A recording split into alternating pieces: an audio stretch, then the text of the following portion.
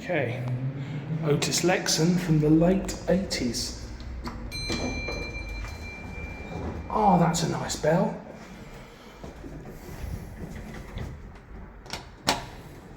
So this building is from 1988, according to the Warrants of Fitness. And we can tell it's 80s because it's got the digital indicator rather than analog. Here we are at 5.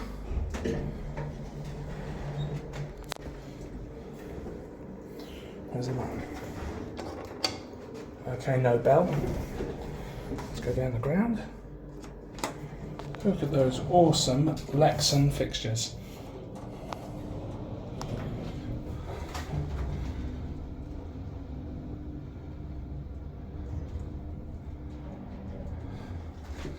And here we are at ground.